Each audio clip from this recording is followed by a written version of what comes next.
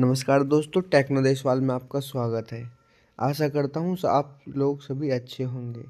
तो बहुत दिनों के बाद हमने दोबारा से वीडियो बनानी शुरू कर दी है और आपको पता है कि हम जो वीडियो लाते हैं वो बिल्कुल सही और सटीक जानकारी के साथ ही लेके आते हैं।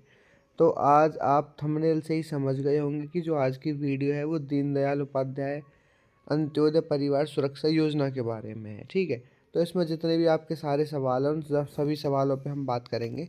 जैसे कि सवाल आपका, मान के चलिए आपकी जो पेमेंट है वो अभी तक आई नहीं है, ठीक है, इस बारे में बात करेंगे।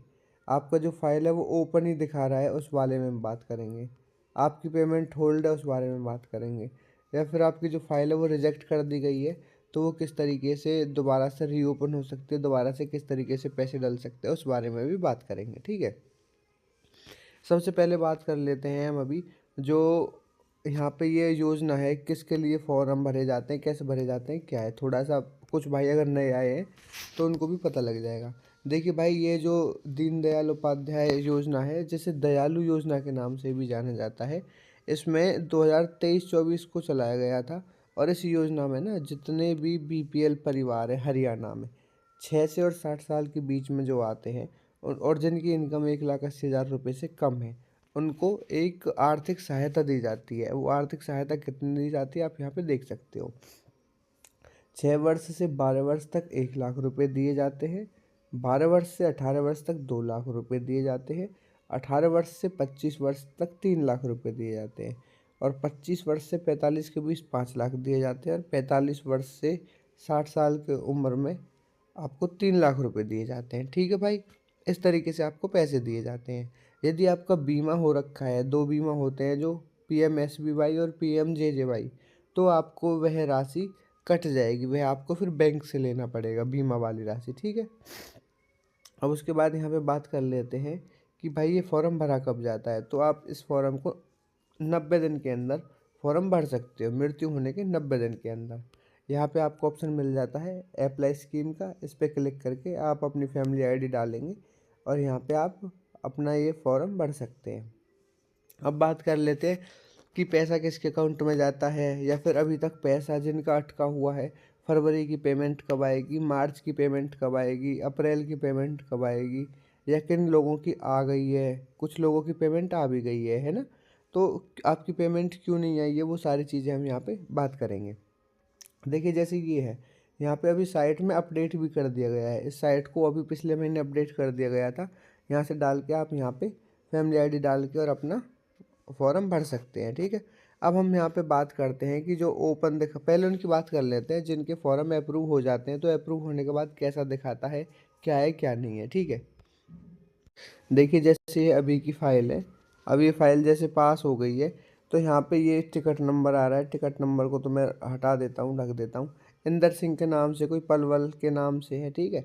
और यहाँ पे अप्रूव्ड स्टेटस आता है। और यहाँ पे रिमार्क में पहले कुछ नहीं आता था, लेकिन अब रिमार्क में यहाँ पे लिखा हुआ आता है कि compensation will be paid as per scheme guideline that insure kindly linking of Aadhaar of family जो मेम्बर है उसका यहाँ पे आधार कार्ड लिंक होना चाहिए बैंक अकाउंट से। मतलब आपकी जो डीबीटी एक प्रोसेस होता है वो बैंक से होता है, जिसे हम डायरेक्ट बेनिफिट ट्रांसफ़र के नाम से जानते हैं। यदि आपकी ये डीबीटी ऑन है तो आपके अकाउंट में पैसे जाएंगे, अन्यथा नहीं जाएंगे, ठीक है। अब ये किसके अकाउंट में जाएंगे पैसे, तो देखिए यहाँ पे अब इन्होंने जैसी साइट में अपडेट किया है ना, तो वहीं पे इन्होंने नाम लिख के दे दिया है अब कि किसके अकाउंट में पैसे जाएंगे। चलिए वो भी मैं आपको दिखा देता हूँ।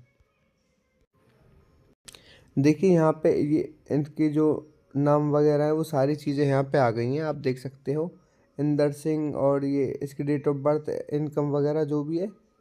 अब यहाँ पे date of birth verify, income verified, ये दोनों चीज़ें होनी ज़रूरी है। देखिए कैलकुलेटेड डेज है 90 डेज। यहाँ पे 90 दिन के अंदर इसका फॉर्म भर दिया गया है, इसलिए यह फॉर्म अप्रूव हो गया है। और यहाँ पे जो सबसे मेन बात है वो है ये लिखा हुआ Harichand Elder name. Elder name मतलब वही एल्डर नेम होता है जिसके अकाउंट में पैसे जाने वाले हैं। तो ये एल्डर नेम अब आपको दिखाई दे जाता है। आप इसका नाम देखिए हरिचंद, तो इनके आधार कार्ड से आप डीबीटी चेक कर लीजिए। और डीबीटी आप खुद अपने मोबाइल से ही चेक कर सकते हैं। आप हमें कमेंट में बता दीजिए, अगर आपको डीबीटी चेक करनी नहीं आती है तो उसका भी एक वीडियो हम डाल देंगे, आप खुद से चेक कर सकते हो। और यहाँ पे लिखा हुआ है PMJY और SBY दोनों की नो, मतलब इसका बीमा नहीं था। ठीक है, तो चलिए हम और बात कर लेते हैं कि अगर ये रिजेक्ट हो जाती हैं तो क्या दिखता है, कैसा दिखता है, और यदि रिजेक्ट हो जाए तो आप क्या समाधान करवा सकते हो, उस पर भी बात करेंगे। यदि आपको और भी किसी भी प्रकार की समस्या इस फाइल से संबंधित आ रही है तो आप हमारे इंस्टाग्राम पर या टेलीग्राम पर हमें मैसेज कर सकते हैं, आपकी पूरी सहायता की जाएगी बिल्कुल। और आपको यह सारी चीज़ें डिस्क्रिप्शन में मिल जाएंगी। देखिए जैसे कि ये फाइल अभी पास हुई थी 26/11, मतलब अभी नवंबर को ही पास हुई थी, तो अब स्टेटस इस तरीके से आता है। पहले स्टेटस अलग आता था, अब इस तरीके से स्टेटस आता है। ठीक है, और यहाँ पे भी लिखा हुआ है कि आपके जो पैसे हैं वो आधार कार्ड से नंबर जो लिंक है अकाउंट का उसी में जाएंगे। देखिए कई बार ऐसा होता है, हमारी कोई फाइल होती है, हम उसे स्कीम अप्लाई करवा देते हैं, उसके बाद उसमें लिखा आ जाता है रीओपन टिकट, क्योंकि कई बार डेथ सर्टिफिकेट वो अपलोड नहीं होता है, तो उसमें आपको दोबारा से डेथ सर्टिफिकेट अपलोड कर देना होता है। ठीक है, और भाई रही टाइम की बात, ये टाइम इसलिए लग रहा है क्योंकि डिपार्टमेंट के पास बंदे तो हैं सिर्फ 5-6। ठीक है, और भाई डेली, यानी कि डेली लगभग 220 फाइल पहुंच जाती हैं वहाँ पे डेथ वाली। अब बताइए 5-6 लोग इतने फाइलों को कैसे चेक करेंगे, और ये चीज़ बारीकी से चेक करनी होती है, क्योंकि बहुत से CSC वाले क्या करते हैं, फर्जी डेथ सर्टिफिकेट बना के लगा देते हैं, उसमें आती है दिक्कत। ठीक है, लेकिन अब इस काम में बहुत तेज़ी आने वाली है। अगर आपकी कोई और समस्या है तो आप हमसे भी पूछ सकते हैं, हम आपको एक आध फाइल और दिखाते हैं। अब देखिए जैसे कि ये एक फ़ाइल थी। ठीक है, इस फाइल में क्या हुआ था, ये अप्लाई हो गई थी, लेकिन 12/12/2024 को ये रिजेक्ट हो गई थी। इसमें लिखा हुआ था age does not match with familiarity death certificate.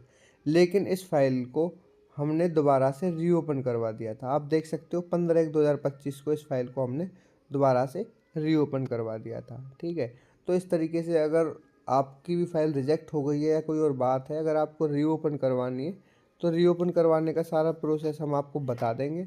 आप हमें हमारे इंस्टा पे मैसेज कर सकते हैं। और रही बात पेमेंट की, भाई फरवरी की पेमेंट कब आएगी, मार्च की पेमेंट कब आएगी? भाई जो फरवरी वाली पेमेंट है वो डल चुकी है। ठीक है, जिनकी नहीं आई है वो हमें मैसेज कर सकते हैं। मार्च वाली पेमेंट है वो भी 1 आध 2 4 दिन में अभी डल जाएगी। अगर किसी का फॉर्म अभी भी ऐसा ही दिखा रहा है, वहाँ पे आप अपना डेथ सर्टिफिकेट चेक कर सकते हैं कि भाई सही है या गलत है, हमारी रीओपन होगी या फिर अप्रूव हो जाएगी। रीओपन अगर होती है तो आप उस केस में पूछ सकते हैं कि सर अब हमें क्या करना है, आपकी सहायता बिल्कुल पूरी तरीके से की जाएगी। यदि आपका दीनदयाल दयालु योजना से संबंधित कोई भी सवाल है किसी भी तरीके का, तो आप हमें हमारे इंस्टा पर मैसेज करिए, आपको निःशुल्क बिल्कुल सहायता की जाएगी, पूरी सहायता की जाएगी। वीडियो में बने रहने के लिए धन्यवाद। मिलते हैं अगली वीडियो में, तब तक के लिए सभी भाइयों से नमस्कार।